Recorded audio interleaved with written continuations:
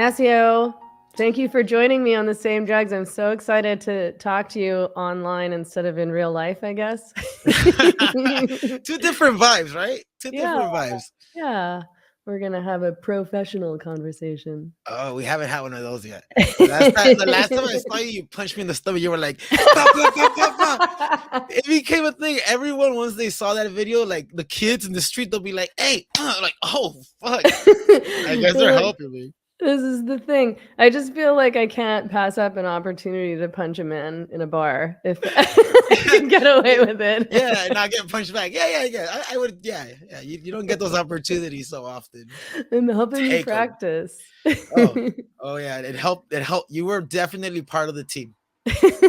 Definitely. So how are you feeling over there? You're in LA now, eh? Oh man, it's yeah, I'm in LA. I'm in South Central LA. The change of just pace, from Sayulita to fucking LA. And it's like, yeah, it's fast paced. It's like then again, it was 2 weeks before the fight that I came back, a week and a half. So now it's like, yeah, it's interviews, fucking banners, fucking just everything, and it's like luckily I have my brother helping me out. Let's just put it like that. My brother's help taking care of all that stuff. And I just gotta make sure I make weight and I'm good. But it's pretty fast paced going from Sayulita to LA. Yeah, I mean, the change of pace plus you're prepping for this big fight that you're gonna Oh, win. 100%. Yeah, 100% we're winning. yeah, 100%. We work too hard to not win. yeah, yeah. Are they doing Diaz los Muertos celebrations over there? Yes, at Placita Olvera. Placita Okay. Olvera. Yeah, it's in downtown LA, but close to downtown. More like, yeah, close going towards downtown. They have like this whole Mexican spot. It's like little Mexico. They have little like tienditas, just like you see those like clothing stands and like souvenir stands in Sayulita. It's like a whole block, a whole like little area of that. And right there they do limpias, which like cleans with fucking sage, and they have a whole like mariachi and yeah. They I do. love it. I'm excited to go check out the shrines later tonight. And as I mentioned, I brought my I'm going full gringa. There you go. I'm going full turista right now. I want to match all the other white ladies out there. That's a way to blend in. That's a way. But then I feel like when you blend in, it's kind of like we could charge her extra. So I know they're careful, gonna rip me careful. off. They'll They're be gonna rip extra you off. nice to me though. They will. They will. You can say you just got there. Okay, so tell me, you just had this premiere for this. It's a documentary series that's being made about you. Um, tell me, why are they making a documentary series about you? And tell Um. me who's making the series. Sorry, I've completely forgotten the name. I'm like they. All right. All right. So it's kind of a bumpy story in the beginning. Some people that are not part of the team anymore kind of pitched it to me. They were like, dude, your fucking story's awesome. Like, you're still, still doing my own thing. I'm managing myself, locking my own sponsors down. But at that point, this team wanted to like record the process. They were like, this shit is entertaining. And not only I was like, I don't want to just be entertaining, They were like, well, no. Everybody knows I've gone through some mental struggles, mental health struggles, and this was that's what convinced me at first to want to do it. What it was like, well, dude, you could motivate people that are like in your position, low on funds, still chasing a dream. And I was like, okay. Then they told me like we gotta like they wanted to record me for a whole year and like be with me at all times. So it's kind of at first I was like, I don't know if I can let someone into that intimacy part of my life. That's a But lot. that Yeah. was a lot. It was a lot. And so they tried it out. It went well the first few times. I let them in. I do a lot of ancestral medicines like mushrooms in Mexico, or I've done the frog, the toad. I mean, cambo and bufo.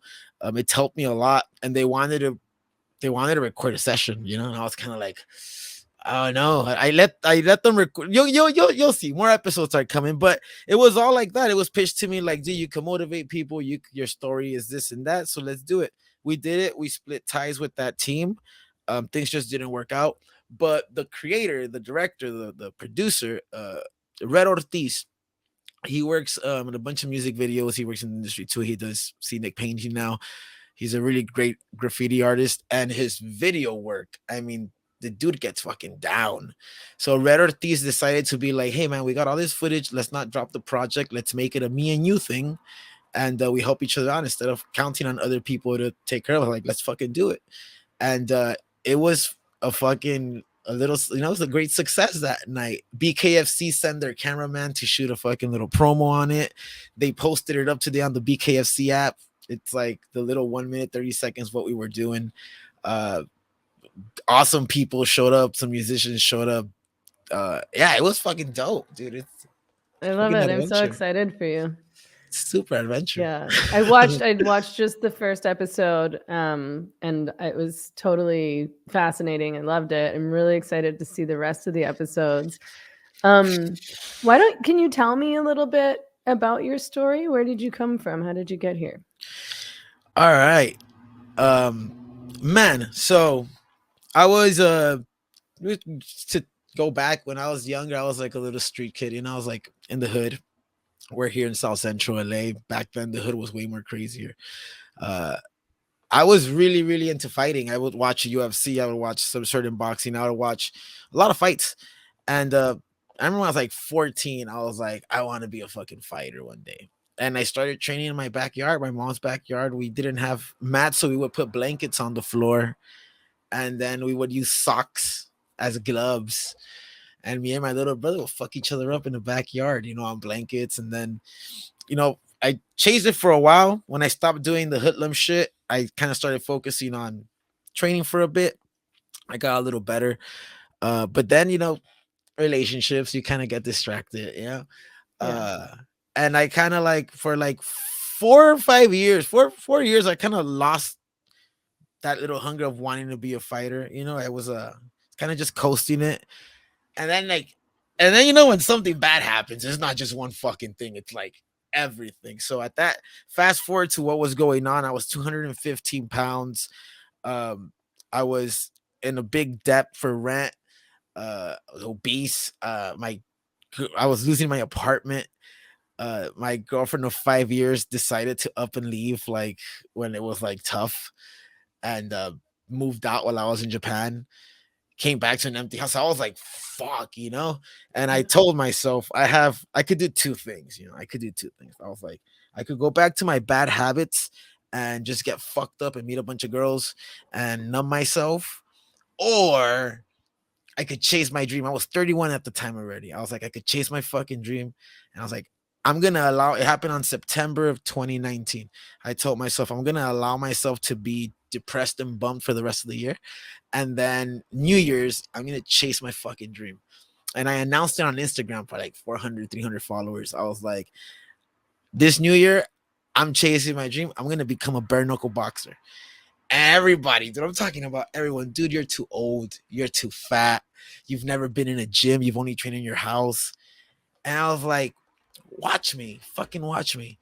So I started training again in my mom's house with trash bags over my body and like just so I could sweat more. And I started going every day and started focusing on my diet. 10 pounds, 20 pounds, 40 pounds, 50 pounds, became 95 pounds lost. Wow. Um, and then I see that BKFC has a tryouts for the public, and I'm like, all right, dude, I'm at a good weight. I think it's like the tryouts are in Arizona. I had almost no money on me. I was starting to give lessons in my apartment. I made my game room, because I was a fucking game nerd. I made my game room into a gym. So I have like 4 bags hanging, a speed bag. I have a reflex bag. It's a big room. And I started training people there during the pandemic. So I had like $100 left, I remember. And BKFC trials were in Arizona. And I'm like, I'm going to fucking go. I'm going to do this. This is my chance. I buy like a fucking $65 round trip ticket, show up to Arizona, Sorry, we're in the hood. Welcome to South Central. I know you can hear that. Love the soundtrack. You can hear that. This is legit. Like we're in the couple of them. So someone's getting chased. Shh. We're in an interview. Shh. So I go to Arizona. I remember showing up with my brother and just being like, we just gotta fucking give it our all. So I'm fucking doing my weird style. I know that's different. And at the end of the whole tryout, coach, one of the scouters comes up and he's all like, 30 people showed up. Out of those 30, 20 are good. Out of those 20, 10 are professionals. And out of those 10, only 3 shine. And he's like, and you're one of them. Who are you?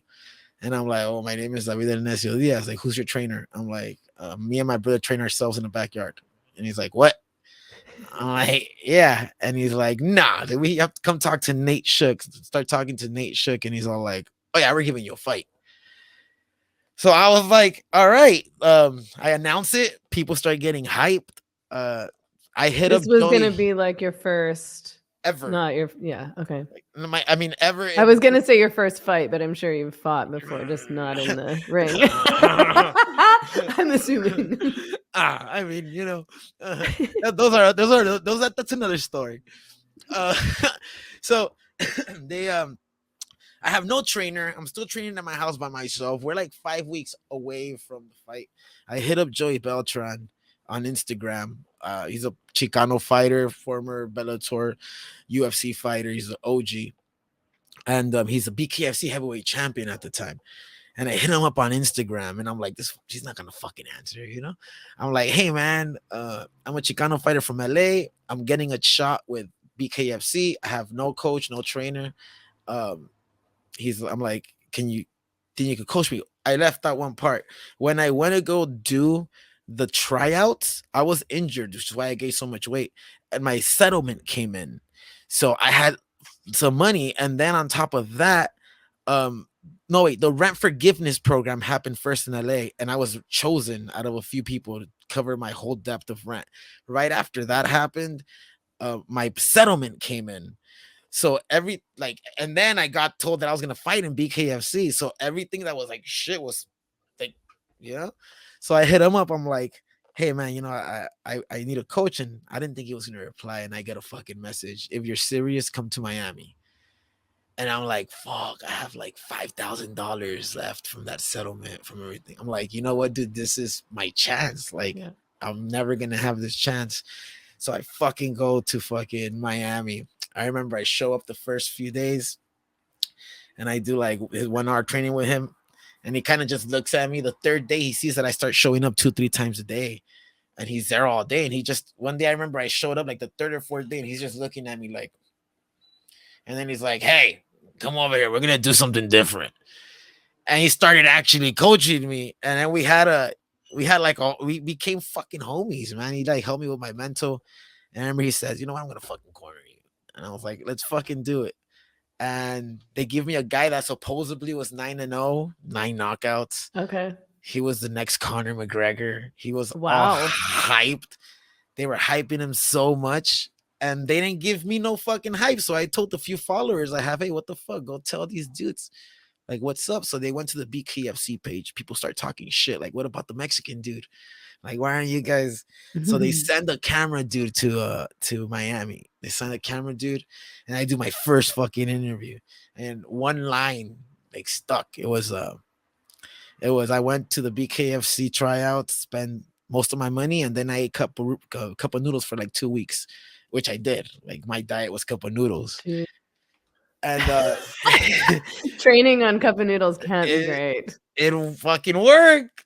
So clearly they give me the fight. We get fucking hyped. We're like pushed to pay-per-view, the first fight on because our fight was fucking hyped. I go in there and we have a fucking war, dude. We had a war and I fucked them up. And then, the name just kind of, I was like, who the fuck is this fucking Chicano South Central dude? And then people started finding out I have no trainers. I just started working with Joey Beltran 4 weeks prior to the fight. It motivated a bunch of people, and I started getting a bunch of messages. And I went from being this fuck up, like for me in my head, you're always your worst critic. I was always like the black sheep to my head. I was always like the fuck up, like fuck, what am I doing in my life? To like motivating people in the hood, which is so hard to accept in the first few months, that first year that it happened. I was just like, nah, dude, like I'm just I just gotta fight. And it was they I had to learn how to accept the responsibility that came with that. You know, it was being someone's motivation. I have a bunch of young dudes here that are like, dude, I went back to training or I started drawing again. And I'm just like, fuck. You know, I always when I was super depressed and suicidal, I always wondered what was my purpose. You know, I was fucking up in everything. And think this is it, you know, try to kill myself 3 times. I couldn't do it. I was like, why am I still alive? And I think this is it. It's to become a fucking champion and to help the hood out. So when you were 31 and you had this, like, I don't know if you would call it an epiphany, but you know, you were in such a bad place that you made like a real radical change. You changed your whole life and now you're changing the lives of other people. Um Sorry, how many years ago was that? I'm not sure how old you are now. I'm 33. Okay. That's amazing. That's amazing. Thank Like, you. how did you I mean, I don't know if I've ever spoken to anybody with a story like yours. I don't think I have. Um, I mean, did you first of all, how did you lose all that weight? So you lost 95 pounds. What did you change? Like, what was your lifestyle before, and what was it that you did to transform yourself physically? um so my lifestyle before was the girlfriend life. You know, she'd come out of work and like if we didn't cook, she'd be like, let's order McDonald's. And then I was Mm. gaming a lot and I was streaming. I just was not focused. And what changed was me saying, all right, it's time to train. I had started at my mom's backyard again. And then I said, I'm gonna make this room into a gym. And I, you know, started off with this little room first, hung a bag up. My brother didn't use his tatami mats anymore, so he let me have them in this room. And this room was really hot. And I would do, I don't know if you ever seen me do my shadow boxing, my dancing shadow boxing. A little bit. A little That bit. Yeah. that's my thing, you know, that's how I lost the weight, doing that Okay. every Wow. day for 1 hour, and then I'd hit the bag 10 rounds. The diet, counting calories, cutting out a lot of fried foods, uh, you know, vegetables, chicken, fish, a little bit of rice. You just can't go without the rice. Once a week, junk food if I wanted to cheat, but just discipline, dude. Just fucking discipline, and every day. And then, like I said, when I was doing my own training at first, people were starting to hit me up. Hey, they saw how much weight I lost. They're like, "Hey, man, can you train me, or can you be my personal coach?" And I'll be like, "I don't know." And they're like, "We'll pay you this much." Okay, yeah, come come on over. And then I developed clients, you know, like developed the students, because I started teaching them some BJJ, Muay Thai, kickboxing, boxing.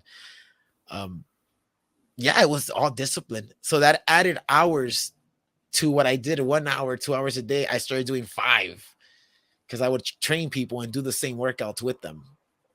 And this was all you're totally self-trained. Yeah, totally self-trained. Yeah. Amazing. Um, can I ask you about your nickname before we Yeah. What it's Necio? Necio.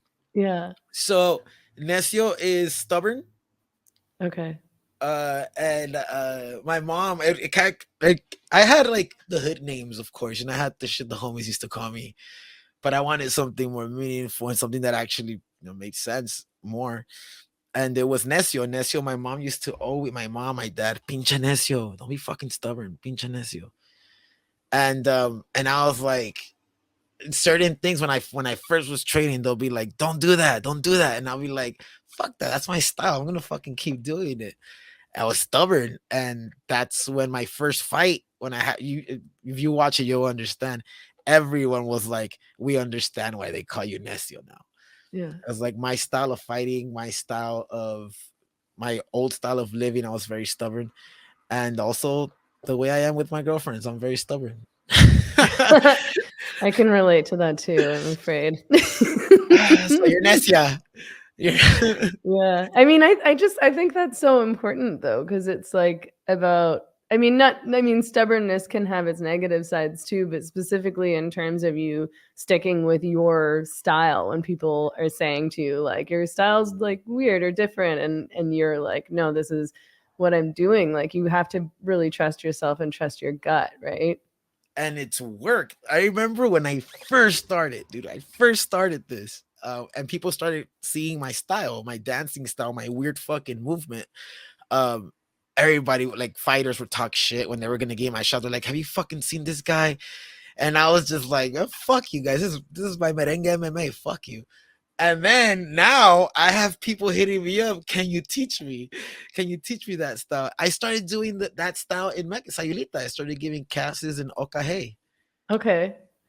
And so how long have you been training in Sayulita? Like, what's your connection to Sayulita? I mean, I obviously I met you at the gym like, I don't know, maybe a month ago or something like that. Something like that. When Yeah. Brian fought, I think I met you. Yeah, right, of course. Yeah, we went to Brian's fight, yeah. Um, Wait, what was the question again? Sorry, I dozed How off. did what's your connection to Okay. Sayulita? Like, how long have you been training in Sayulita, and how come, and like, how come you chose Quilombo? How come you chose Sayulita? Like, I made my debut 2021, and that year they canceled 3 fights. Remember that money I told you I had saved up? Some of that was still there, and then I closed out my settlement. They were like, they will give you an offer if you close out your medical. And I was like, you know what? I want that money to train. So I was living in Miami for 8 months. They canceled the fight. And then I was like, some shit happened in Miami. I was like, all right, I'm not comfortable here no more. I want to go back to LA. Like whatever had happened, I was like, go back home. That was my safety. Go back home. And I remember when I came back home, I was like, I can't be home. Like I have to keep pushing. Like I was already starting to lose that hunger because I was like, fuck this, 8 months, no fight. And I said, I'm going to Mexico. So my dad had a house in Puerto Vallarta, and this coach, Pedro Hoya, he's Brandon Moreno's Muay Thai coach too, Mhm. a UFC former champion, Brandon Moreno, the Mexican, Of course, first right. Mexican champion. Um, and they're like, yeah, man, if you want to come down here, you could come too. We have a gym in Puerto Vallarta. So I was like, oh, cool. So I go to Puerto Vallarta, and it was cool. The gym was fucking awesome. The coach was awesome, but it was a little like 15, 20 minutes from my house. And like I had no homies. And I was going through like this this thing where I was missing home. I just left the team in Miami. I was kind of lonely. And I was like all I was doing was gym and home, gym and home. And they canceled one fight. And then they cancel another one in Mexico. And I'm like, shit, dude, I'm fucking spending cash here. Like I'm spending all my savings. I need to fight. Then they canceled the third one. And I had gone to visit Quilombo one time before that. And I was like, yeah, I like to stop by and train once in a while. They were like, sure. So I went to go check out Sayulita. I liked it. It was fucking dope. I liked the vibes. I liked the little town. I was like easy to talk to people right there. And then I was at I go to Quilombo to train for a while, and they cancel my third fight.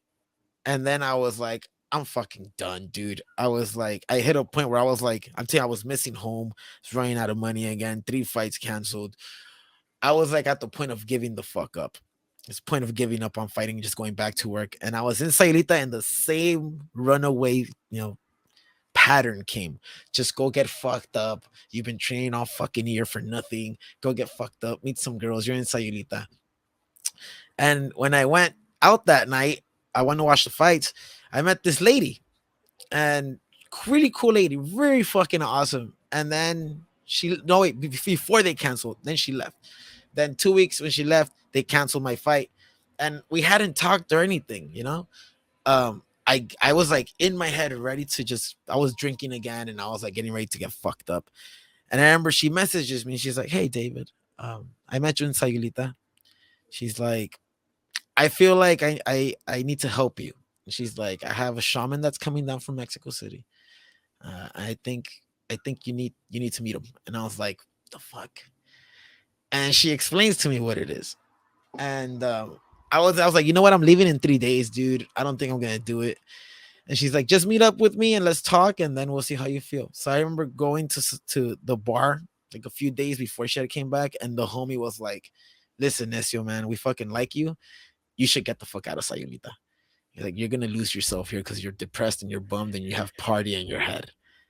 And it's so easy to do that in Sayulita. Like if you're not in a good headspace and you don't have really healthy boundaries, you can totally get fucked up. Like literally, but in a not fun way. You Yeah. can get sucked into the whole party fuck around vibe, right? Oh yeah. It's so I listened and I was like, I'm leaving. But then I'm like, you know what? I'm gonna meet up this lady and see what she has to tell me. And we started talking, and I was just like, fuck. And I was like, dude, I'm leaving. And it's like, don't leave. Think about it. So I go back to Vallarta by myself. My brother calls me and I'm like, hey, dude, this lady offered me like ancestral medicines and invited me to a ceremony. And my brothers both are like, dude, if you have a guide and it's a legit lady, like, do it. So then she went to Vallarta and she's like, you know what? We should meet up. I'm here before you leave. So I go and she convinced me. She's like, dude, just get your luggage, come back to Sayulita with me. You can stay at our place and we'll help you out. And I was like, so conflicted. Like, do I lose this plane ticket? Do I stay? Was this meant to happen? Was I meant to meet this person? And I said, fuck it. I went, stayed there for like 2, 3 weeks. She took me to the ceremony. It was fucking intense, dude. It was the hardest therapy in my. She's later told me that it looked like an exorcism. Right. So What was the ceremony? Like was this an ayahuasca thing or it was bufo and cambo. okay. I don't know what that is. Cambo is a toad poison. They burn your arm out, and you can see it. Yeah, there you go. They burn your arm. With toad poison? No, first they burn it, and then they peel the little skin, the burnt skin, and Uh-huh. then they put toad poison on it, which activates your defense. What do you call it? Not the defense. What do you call it? Your defense Your immune. mechanism? Your immune system. Oh, okay. It activates it, so it starts to push this poison out. So you start fucking throwing up. Wow. Like hard. You're like, ugh, like fucking fighting it, throw up. And there was so that was the first medicine, and then the second one was bufo. And bufo, it's this toad.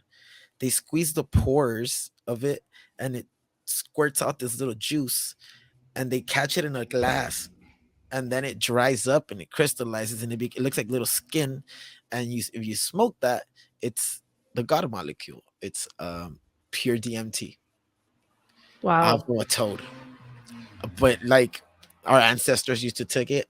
So she explained everything to me. I did some research before, so I knew that my fucking trip was not, because I was like in the breaking point. I was like ready to give up fighting. I was ready to fucking party and just lose myself. And I was like holding on to this little threat with what my homie had said and what she was helping me with. And yeah, dude, when I took that trip, it was at first like orgasmic. I remember taking the hit and falling back on my back and falling off of walls. There was like this black entity holding on to me, and it was like orgasmic at first. But then it felt that feeling I feel when I'm with a person I don't want to be around. It feels shitty. Like I just gave the wrong person my energy.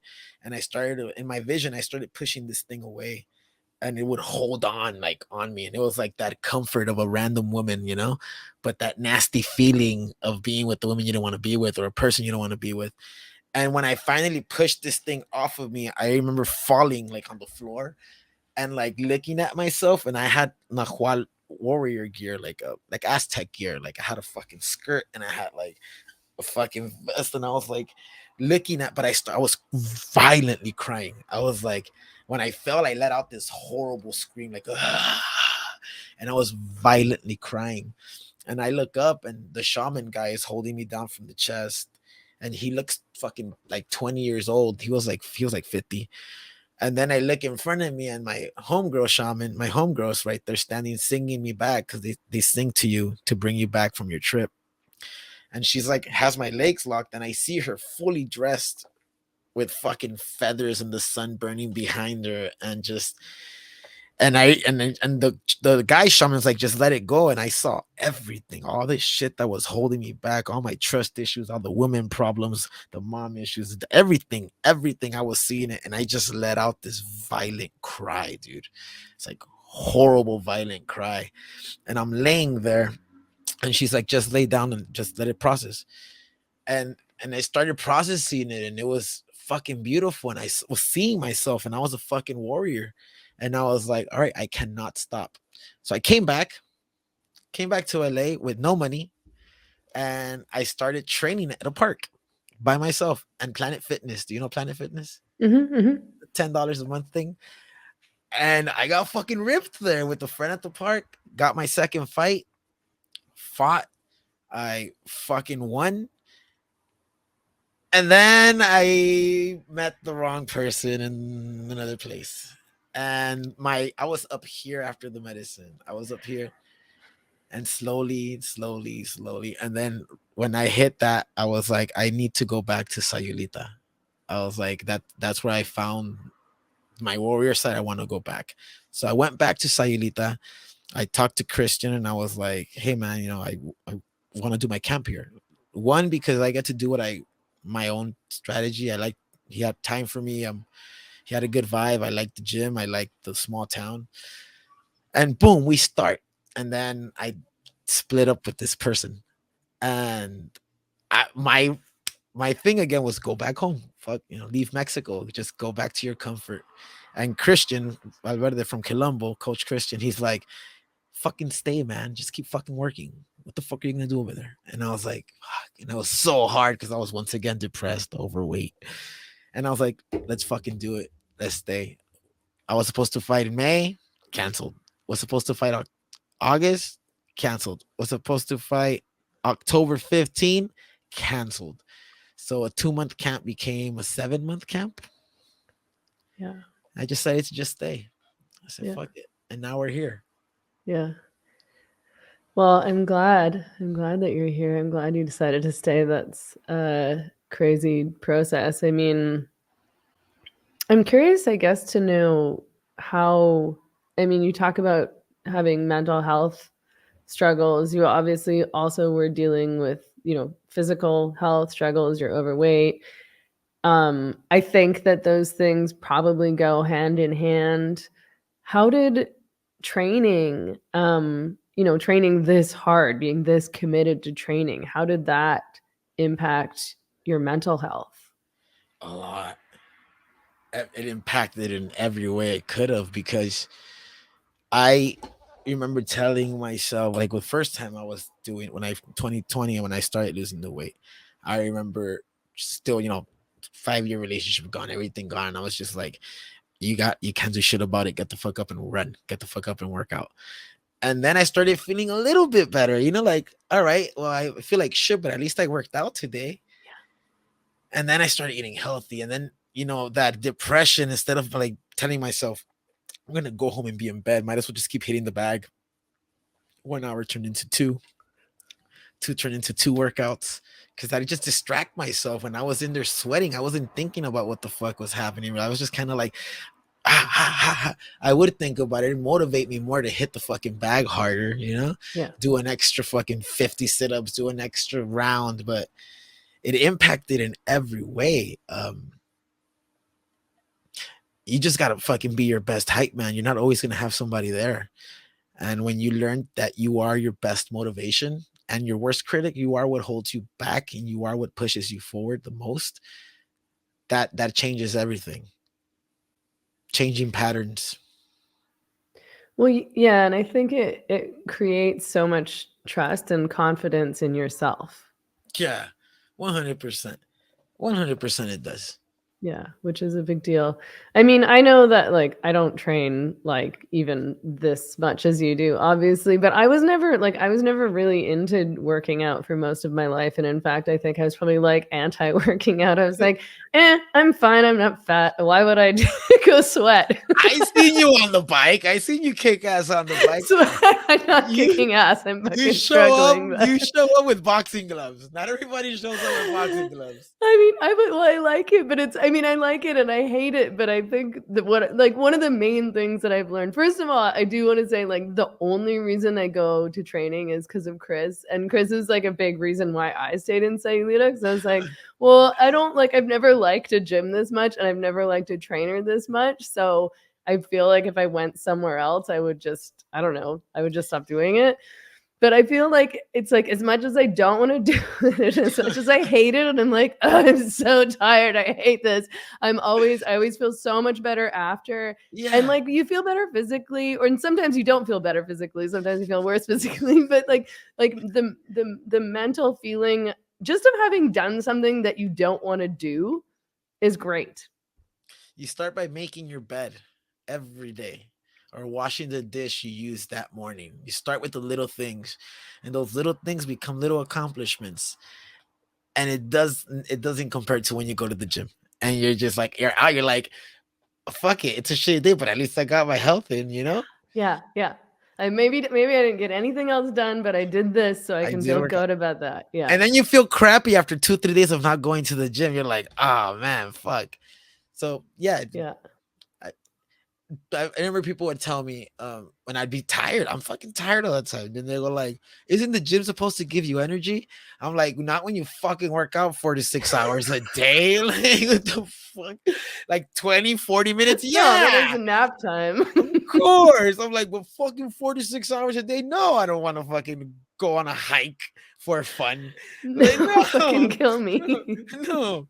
You want to go ride bikes 10 miles? No. I don't want to. I just worked out 2.5 hours, sweated like 10 pounds. No, I'm okay. No. I'm gonna relax. Just gonna chill out and watch Netflix. Yeah. Okay, so I want to ask you. I don't know anything about bare knuckle fighting, and so when I found out that you were a bare knuckle fighter, I was like, wait, what? Like, is that legal? I know I watch boxing, I watch MMA, like, and I love it, but I don't know if I even knew that that was a thing that existed. So, like, why did you choose? First of all, okay. First of all, it's legal, right? It's 100% illegal. We do it in the backyard. Not just kidding. It's illegal. There's a bunch of UFC fighters now coming. Chad Mendez, Paige Van Sant, um, Ben Rothwell just made his debut. A bunch of UFC fighters are coming in. It's the biggest bare knuckle promotion that there is. It legalized 2018, and they're barely in BKFC 32. I'm fighting BKFC 32, so it's still a fresh sport. So you're not the only one. There's so many people that were like, dude, this is a fucking thing. And then you watch one event and you're like hooked because it's bloody action nonstop. I mean, we're trying to end the fight in one round. We don't want to fucking fight 5 rounds of bare knuckle. Luckily for me, I've had 2 fucking 5 round fights. Oh Complete. God. But it is what it is. They can't keep up with the cardio. So why did you choose bare knuckle fighting? Is that just because that's what you always did, or did you choose it for a specific reason? Well, originally when I was younger, I was like, I want to be in the UFC. Mhm. And then when I started training and they did open workouts in BKFC, I was like, all right, dude, this is like the real only chance I have to like make it. Cause I could have started in little MMA gyms, but my mentality was like, I'm the shit. I want to fucking go for the best. And it was there. It was like bare knuckle FC was still new. I came on in BKFC 16. Um, Still new. They were offering opportunity to the public, open tryouts, open workouts, and I that was mainly the reason. I was like, this is the only place that's gonna give me a shot. Because I have no trainers, I had no fucking coaches, I had no gym. When I did message a few places about fighting, they were like, are you registered? Are you this? I was like, what the fuck does all of this mean? What's your amateur record? I'm like, I don't have one. They'll be like, oh. So BKFC was like looking for personality. And that I have. I was like, I had enough for Like, two. I got it. I I got got it. it. Bipolar. I got two personalities, motherfucker. Which one do you want? So we stole the show. That was the reason. It was I wasn't gonna make it a UFC right now, and I gotta become BKFC champion, and then maybe UFC will hear about me or something. I don't know. So I probably shouldn't ask you this, but when you had your first fight, were you scared? No. So but I could tell you. I could tell you this. I was like, I don't know if I'm supposed to ask fighters if they're scared, No, but no. that's what I always think about. It's funny because they always ask like the nerves. What about the nerves? I was a performer before. I was a musician. I performed really cool shows. I did streaming. I don't know if that all helped. I was always meant to fucking perform. The stage was always fucking made for me. Everybody's told me you're a fucking natural. Like you don't seem nervous. I'm like, I'm fucking not. It's like the energy, man. That's my fucking stage. But I remember when I was there, my first fight, um, I did my own thing. I was in the back fucking looking at the mirror and fucking doing my thing. I remember fighters kind of just looking at me like, this guy's fucking weird. And I was like, this is what I fucking do. Fuck everyone just sitting there on their phones. Nah, fuck that. I'm getting hyped. And I remember, you hold all this in, because you all these feelings, you're holding all this like things that are happening to you during a camp, you hold it all in. And I remember being right before coming out, right before they say, you come out to the entrance, you walk out, right before the walkout. I remember being there and telling myself everything you worked, everything you've ever wanted. And I remember telling myself, like, you're fucking here. And I started crying right before walk. I was crying, like I was like, everything you've ever wanted, you're here. Like you're fucking here. This is your fucking big chance. This is like you're on BKFC, you're on pay-per-view. You've never had a fight. I was like, this is my fucking walkout. This is my fucking show. There's no way the universe put me here after everything I've gone through to lose. There's no fucking way. And I wiped my tears, took a deep breath of like joy, and then they were like, go, go, go. And I came out fucking singing with the sombrero on, fucking just singing my bullets. And fight of the night, fight of the fucking night, first fight. Yeah, the second fight, I was even more hyped because it was my return, and I thought like a bunch of fighters were still calling me out, which was weird for a whole year calling me out. And then my second fight, fucking a wave of like supporters and fans start posting on my fan. I was like, holy shit, like I have a little following in the fucking fight world. Holy shit, people were like actually excited to see me back. And I just posted a video where I'm backstage about to come out and I'm fucking dancing and I'm fucking like doing all this shit in the back. And everyone's like messages, dude, you look so fucking relaxed. I've never seen someone so relaxed. When I was in the back doing my self hype, because I talk to myself a lot. I was by myself so long. I am my best fucking motivation. I tell myself everything you fucking work for, everything you fucking did, everything you fucking cried, all those fucking tears. This is why you're here. This is why you're fucking here. And I talk to myself. This is why you're fucking here. This is your fucking path. No one's taking this shit away from you. You're the fucking shit. And until you fucking get that taken away from, you keep fucking riding the wave. So I just fucking talk to myself and then I get into my fucking flow. And once I'm fucking dancing, you're fucked. Once I'm dancing, you're fucked. I'm in my zone. So yeah, no, there's no nerves for me. I get more nervous after the fight. Oh, okay. How come? Because I go like, fuck, I was just on TV. Fuck, did I look cool? Fuck, did I do something stupid? Did I just say something dumb in that interview? How fucking Everybody was watching me. What did I look yeah, like? right after I feel those like, oh fuck, did I look fat in my shorts? I still have my fat phobia. I was 215 pounds. So yeah, it's after, even weeks after, I start thinking and I get like shy. I'm like, oh fuck. I walked out like that. Like, whoa, I just was in the flow. So yeah, it's a trip. Amazing. So tell me, how do you prepare first? How do you prepare physically for a fight? What's the process? For me, mental health first. Okay. Mental health first. I have to be, because I start losing when after a while, you start losing that hunger, you get distractions. So mental health is a very big part. You could be the buffest motherfucker. You could work out 10 hours a day, But if your mental health isn't there, you lose the fight with the first punch you get hit with.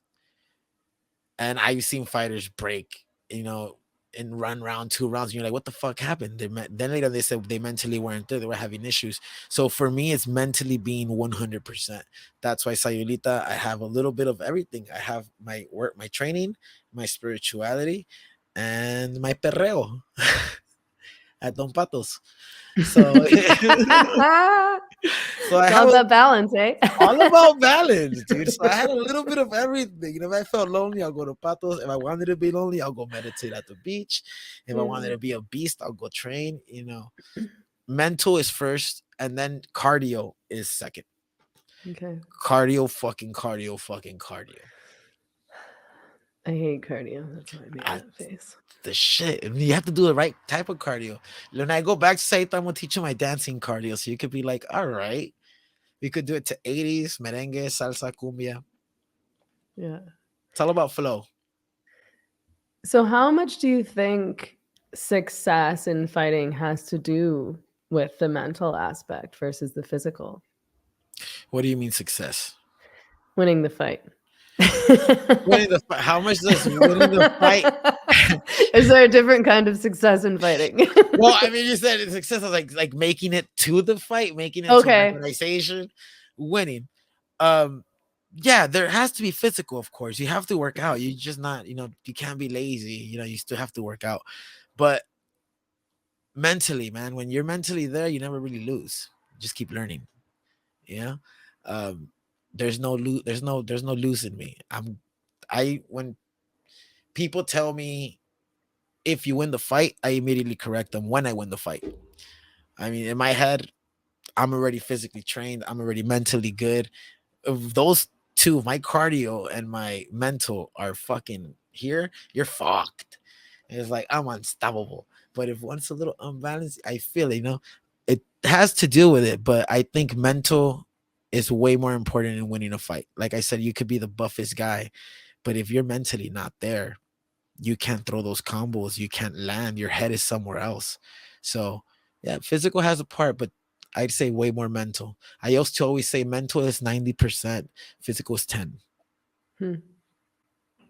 I mean, you Okay. see Roy Nelson, he always had a fucking fat belly. Yeah, right. He was just a fucking king in his head.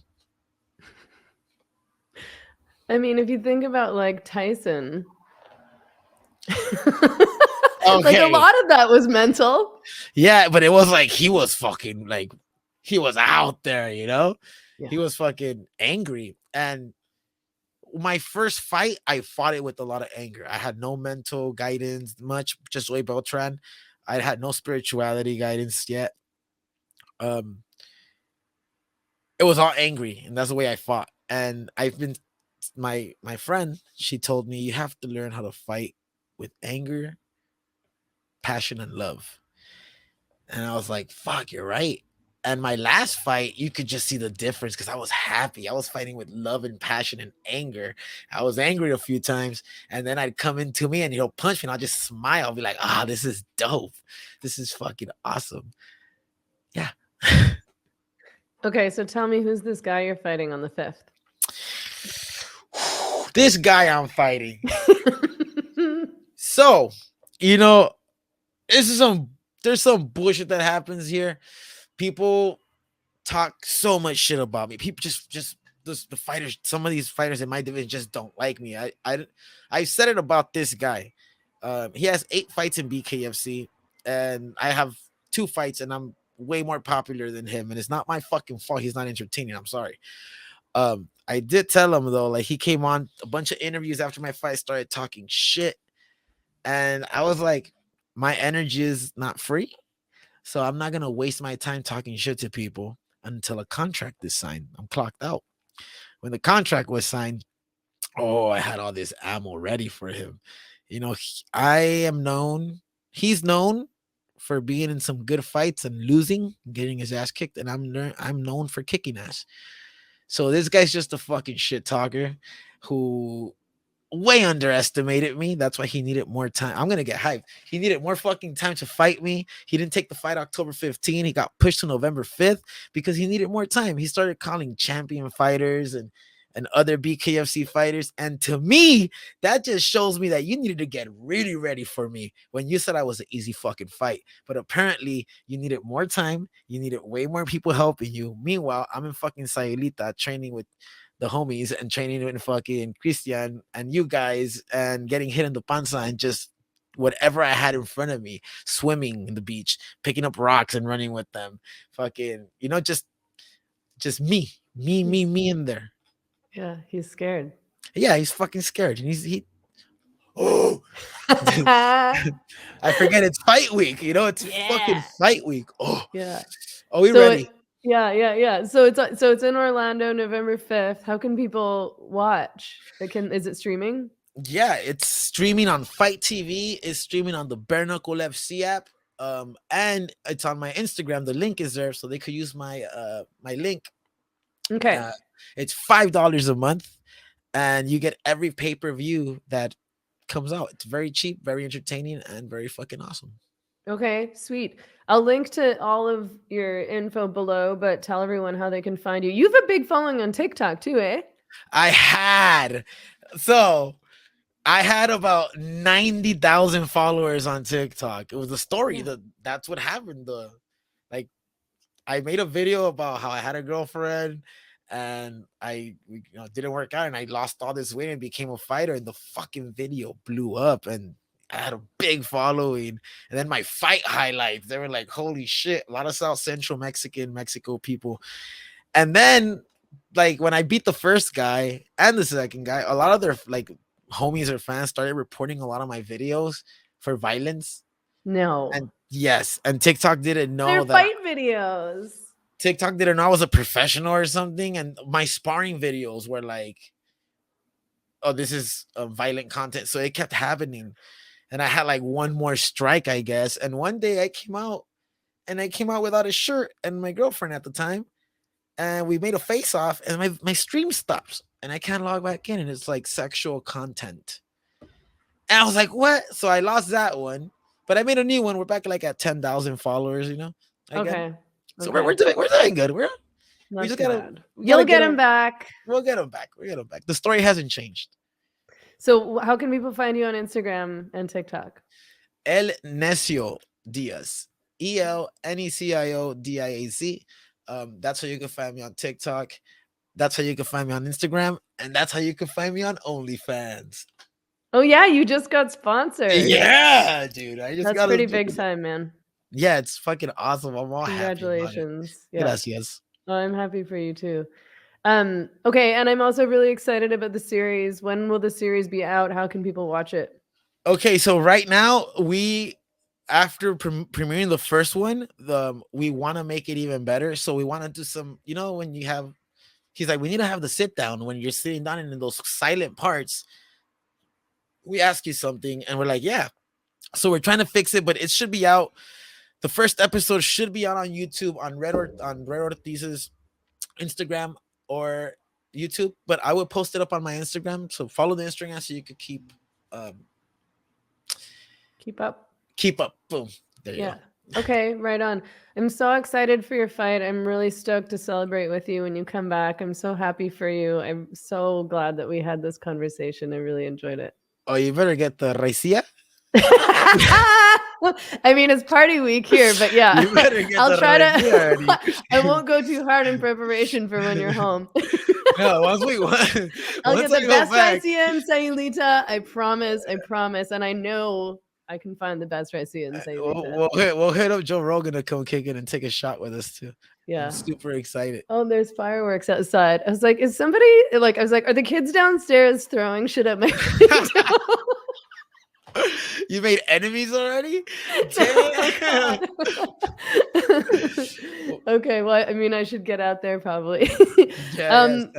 I want to say good luck, but I know that I'm not supposed to say good luck. I'm supposed to say success. Fuck them up. That's what you're okay. I'm stoked for you. Good to talk to you. Thank you. I'll see you soon. I'll celebrate with you soon. Let's go, perros. Okay. Good night. Bye. Good night. Bye.